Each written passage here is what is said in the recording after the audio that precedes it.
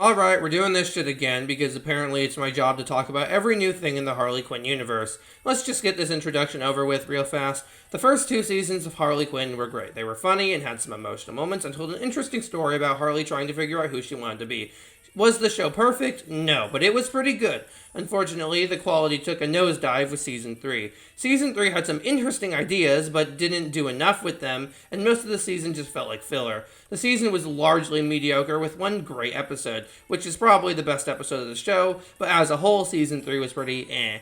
Then Season 4 came along and was just bad. It again had some interesting ideas, but did nothing with them. With the quality of the show getting worse, I had largely lost hope, but then the spin-off Kite Man show came out, and it was pretty decent. I had a good amount of fun watching it, even if I had some problems, so maybe Harley Quinn Season 5 would be good. Well, after watching Harley Quinn Season 5 and rewatching it with a friend, who is the same friend who made this new background for me, so thank you, I can say that Harley Quinn Season 5 is certainly something. Spoilers, I guess, but who the fuck cares? Harley and Ivy continue to be a couple this season, which means they continue to be a bad couple. And every season they've been together, they get into the stupidest fights because they're never just honest with each other until they have to be. At the end of Season 3, Harley wanted to become a hero, but Ivy still wanted to be a villain. They should have just broken up there, but they don't, and they just say they have to find a way to make their relationship work with their new jobs. I don't think I should need to explain why that's really fucking stupid. In Season 4, they literally go into the future and meet their daughter, and their daughter calls them out on how terrible of a couple they are,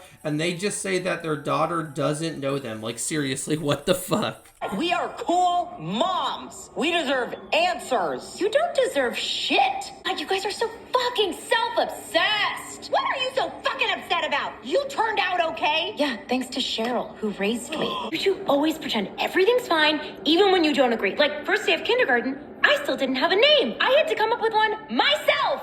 But we're still your parents. And you know what? You're grounded.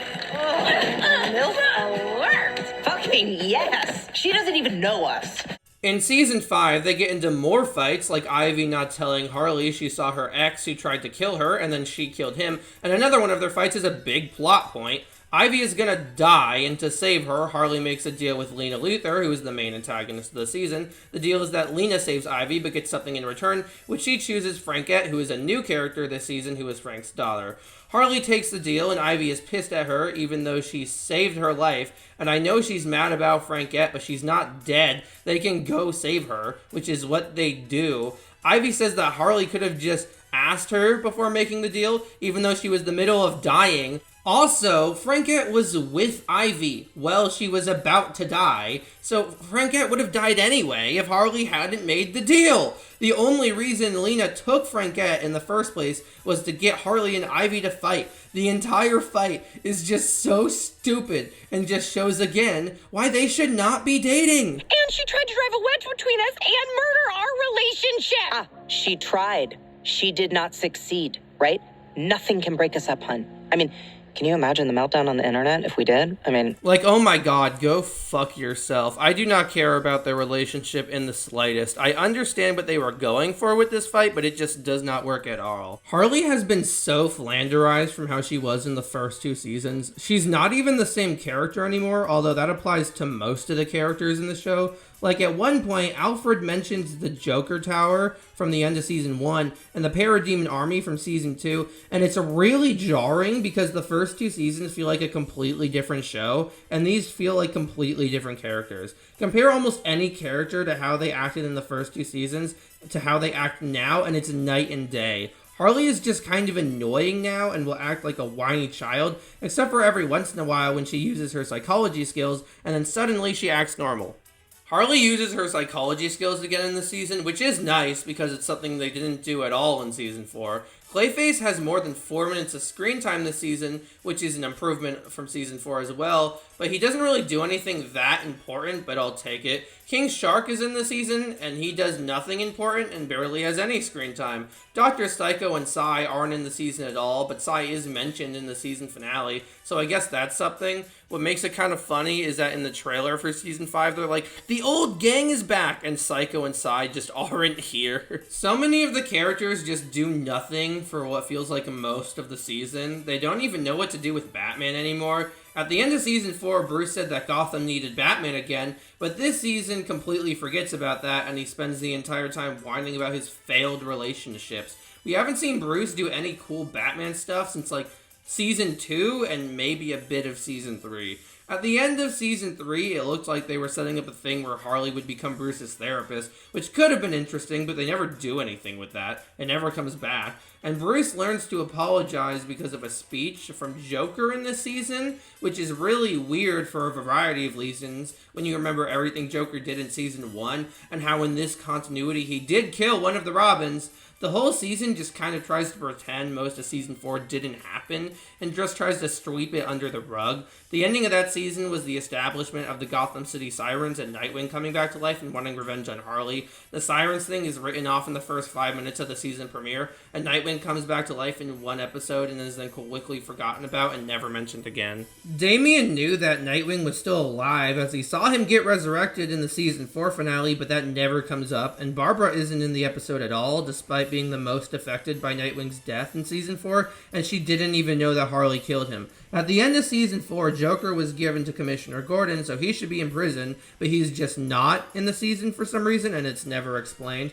They made a big deal about Joker being evil again in the last season, and that's just completely forgotten about. Superman is written out of the story after the first episode, so he won't immediately solve every problem in the season, but they don't explain where the rest of the Justice League are and why they don't do anything. Superman is written out of the story because Metropolis is so perfect it doesn't need him anymore, so Harley tells him to go on vacation. It's literally shown in the same episode that Gotham is literally falling apart, so why Superman doesn't go fight crime there, I have no fucking idea.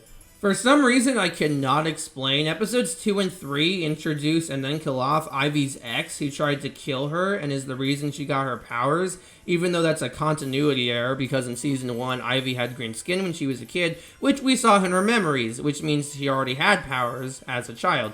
But in season 5, she doesn't have green skin as an adult and gets her powers then. This is either a continuity error because no one bothered to fact check this, or it's a retcon, either option is possible. I don't know why Ivy's ex is part of this season at all. He is introduced and dealt with in the 2 episodes he's in. It just feels like they had 2 extra episodes they didn't know what to do with. The imagery in episode 3 with him is pretty cool though, but everything with him just feels like a really weird subplot that does not matter. Ivy even having an ex that isn't Kite Man is weird because in season 2, Ivy said that she gave up on humans until she met Harley when she was in Arkham. The first time my father hit me, that's when I gave up on humans.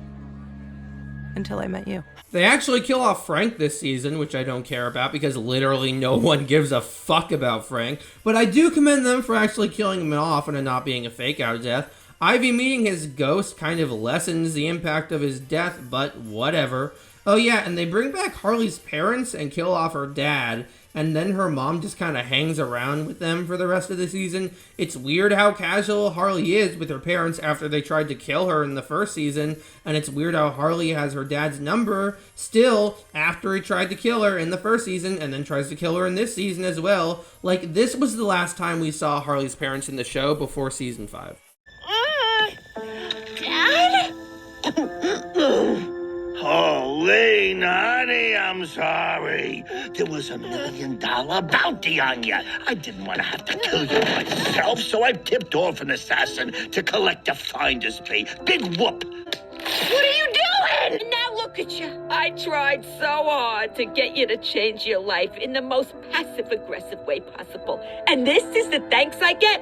Yelling and fighting. But I'm your daughter. I know.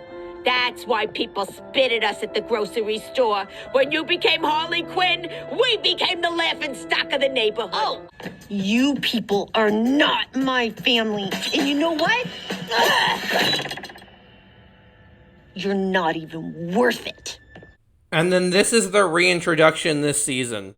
Shit. Oh, for Christ's sake. Dad, hi, now is not the time for your whatever bullshit that you think you're gonna... Also, Harley's mom goes on this whole speech about how even if someone is a piece of shit, you still love them, which is really weird because, again, everything that happened in the first season, just saying, this seems like a pretty bad message, especially from her. Bane is also here because, of course, he fucking is. He's in every season. He was in the Kite Man show. They're obsessed with him. Just make the fucking Bane show. I know you fuckers want to. He also chooses to let everyone die in the season finale just because he's an idiot. Now, I'm actually gonna take some time to say some things I liked about the season. Lena was a good villain. I genuinely liked her. She was fun and I liked her voice acting. It's too bad her defeat is really lame and anticlimactic.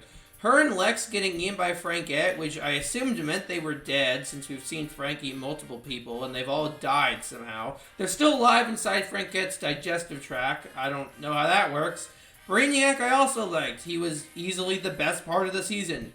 You get to know his backstory and learn why he does what he does. You feel bad for him, and I was surprised in the direction they took with him not being the main villain, and actually being Lena. I thought his death was pretty well done. He also does this weird thing later in the season where he breaks the fourth wall and talks to the audience, which was pretty cool, and it took me off guard. I thought they were going to do like a Rob thing from The Amazing World of Gumball, where he was going to be like, don't you see that none of this is real? When I was rewatching the season with my friend, we were watching the Brainiac backstory episode, and we were like 2/3 through it, and my friend said, why did they lock in for this? And then I said the show is better when Harley and Ivy aren't in it. And then later in that episode, they showed up and were being annoying as usual, and he said that I was right. It's honestly weird how well written Brainiac is when the rest of the season is pretty bleh. It is satisfactory to know none has come close to Kolu's 99%. And with your new position, you can finally fix that 1%. I could, but 1% is such an insignificant amount, a variable hardly worth acknowledgement.